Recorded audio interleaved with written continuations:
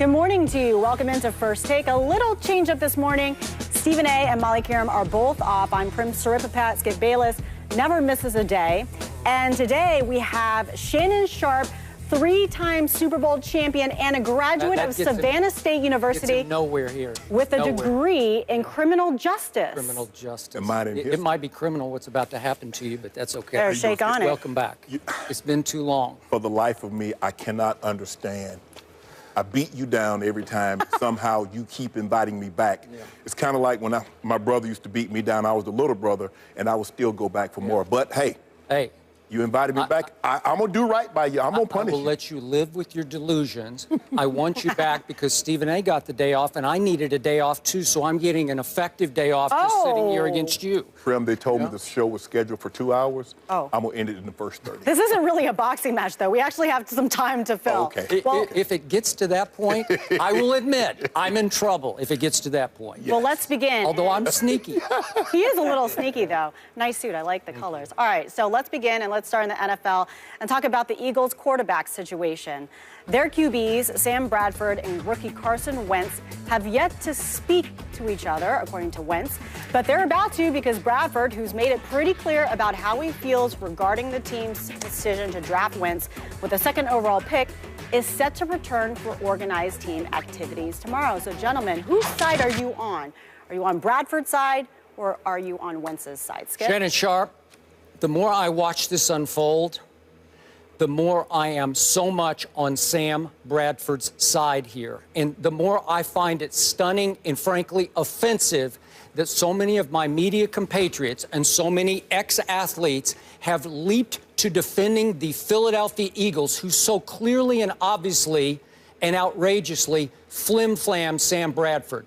Duped him, misled him, jerked the rug out from underneath him. And gave him $22 million in the process. $22 million in the process. But it's like there's this runaway train that everybody immediately leaped aboard without thinking twice, and it ran over Sam Bradford. And now I am left, ironically, as his, I guess, lone defender here. I haven't heard anybody else defend him. And here's the great irony.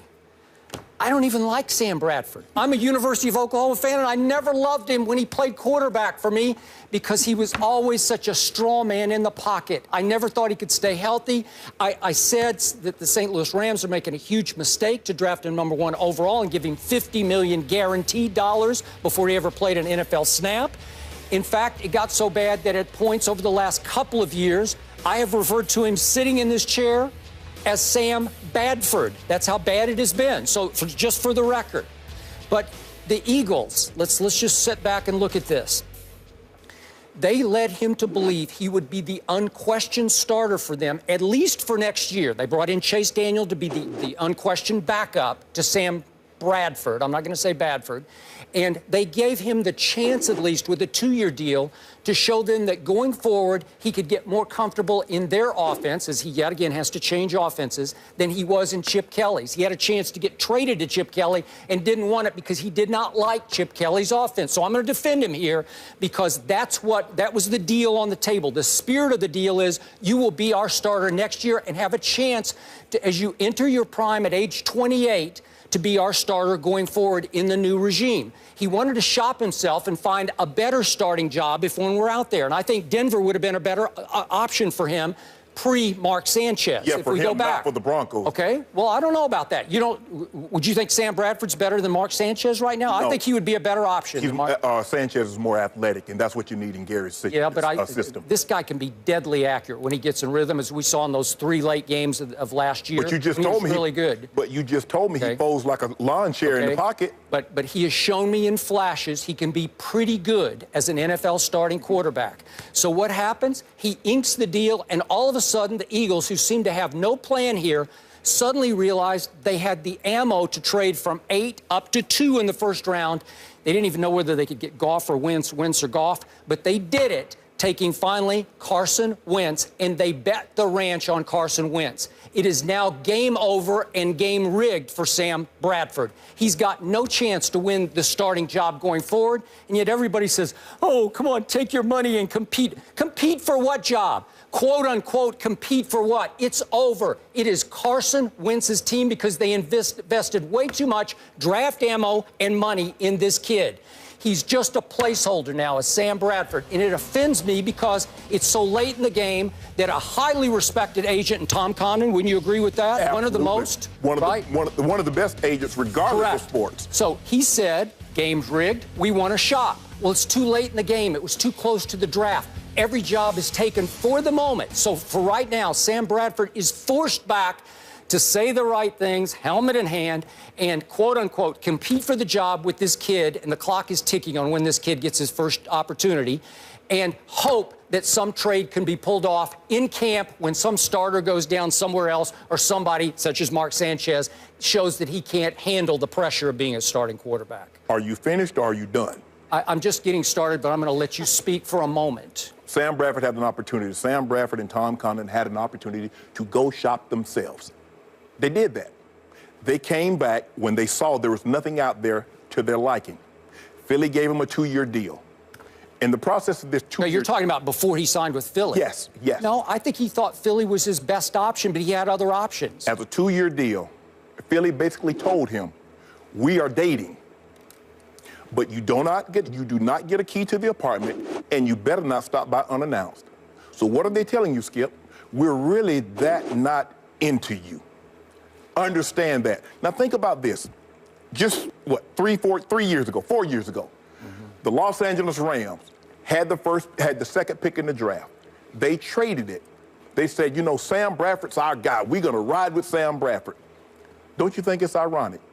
In this year's draft, the first and the second team that Sam Bradford currently plays for and the team that he played for, took a quarterback with the first 2 picks. You think that's ironic?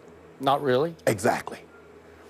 At this juncture of the game, we know who, we know what, and we know how this is going to end for Sam Bradford. Skip, he's scary in the pocket. It's as simple as that. He folds like a lawn chair in the pocket. You give him time, which very few quarterbacks have. The really good ones, the Tom Brady, the Drew Breeses, the Ben Roethlisberger, they can stay in the pocket, stare down the barrel of the gun, pardon the expression, and deliver the ball down the field. That's not what he... Why did they give him starting quarterback money then? Because they had no idea they could trade up for that kid.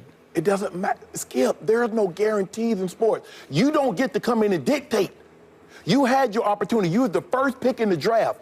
You missed 1 whole year. You missed 8 games the other year. He hasn't been healthy since he's been in the league. Okay. But now you want us to put all our eggs in his basket and hope we don't trip on our way to the market with Sam Bradford? Okay, are you condemning him then for trying, through his agent, to seek a trade after they drafted Carson Wentz? Are you blaming him? Would you not do the same thing in his shoes right now? I'm going to compete. You got no shot. I'm going to make you look foolish. Oh, please.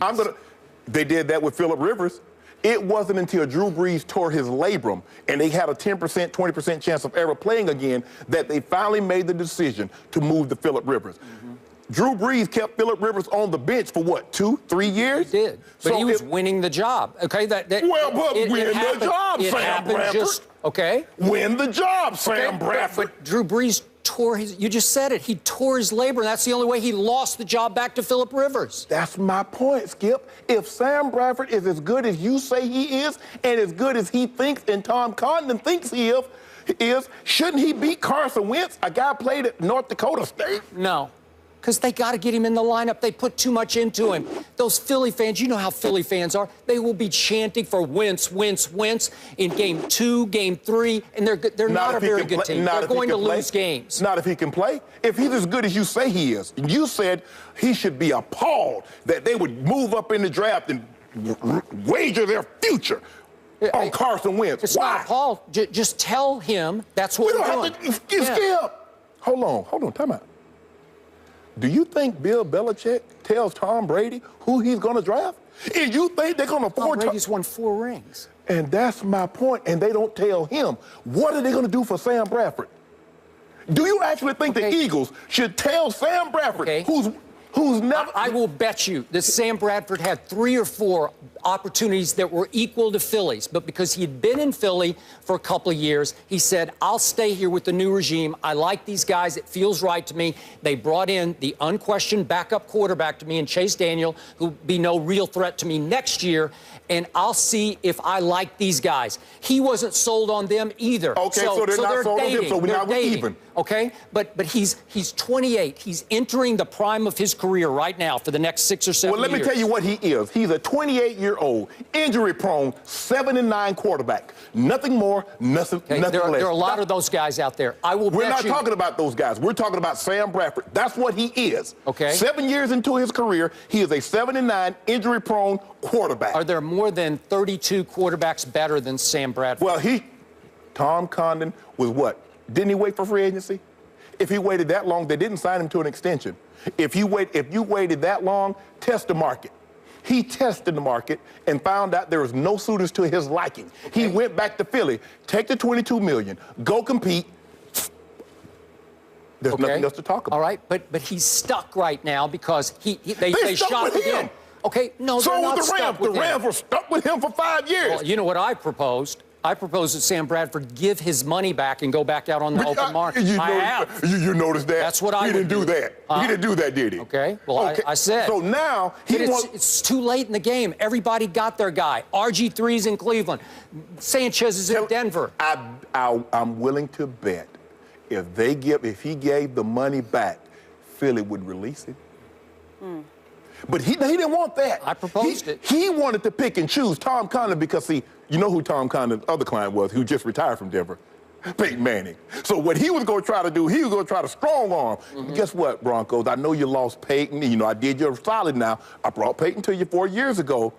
I'm going to give you Sam. No, give the money back, go out on the open market, and see what you can get. Okay, how foolish would he make the Eagles look if he, quote-unquote, wins the job for the next 2 years? If he competes at a high level, performs at a high level, there's no way they can get away. They would look like fools if they don't start to ease Carson Wentz into the fray. They pay him too much money, too much to trade from 8 up to 2. You know it and I know it. It's game over. If I had wheels, I'd be a Mercedes. No, I wouldn't. You keep saying if. I don't do the if. We know what he is, Skip. After 6 years, the likelihood of him being this great franchise quarterback is next to nil. Now, I'm not going to say it's impossible because they put man on the moon.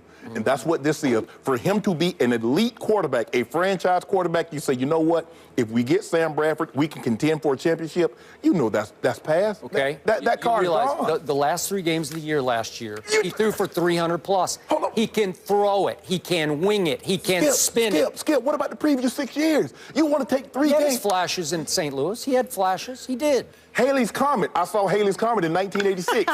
You didn't see it. I absolutely did. Probably won't be around 77 in the 3rd year to see the next one. Probably not. You like to put everything in a microcosm. You like to take, okay, he played good for 3 games. I got 6 years of tape. You want to take 3 games?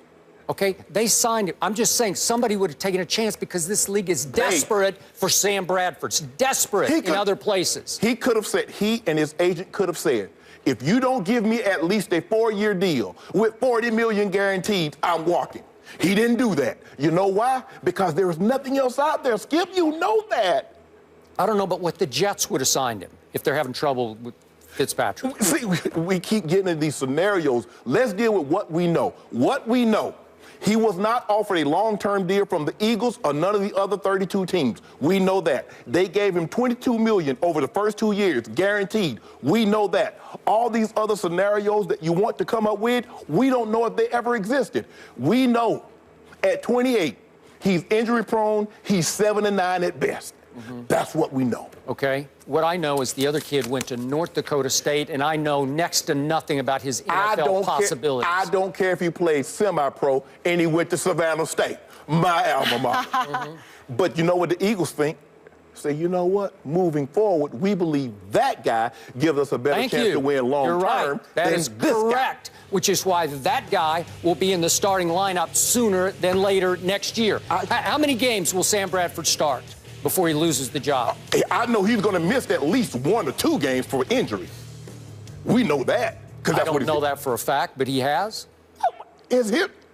I love how you like to say he played good to 3 games, but in 6 years, he's missed a season, he's missed half a season, he's missed another 2 games, but we don't know what's going to happen. Okay, I saw him. He won the Heisman Trophy. He's a dart thrower.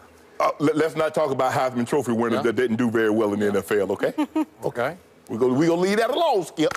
I'm not going there with you today. We're going to keep it. Is it actually possible that a quarterback from a 1AA or FCS school can actually perform better than somebody who played at a D1 school like Oklahoma? Joe Flacco.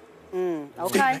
All right, good. I'm just throwing some names. I'm just spitballing I can here, keep Skip. going. Terry Bradshaw, Phil Simms. I can keep throwing them out. Okay. That happens every once in a while. Well, listen, let's Not stay. so sure this time.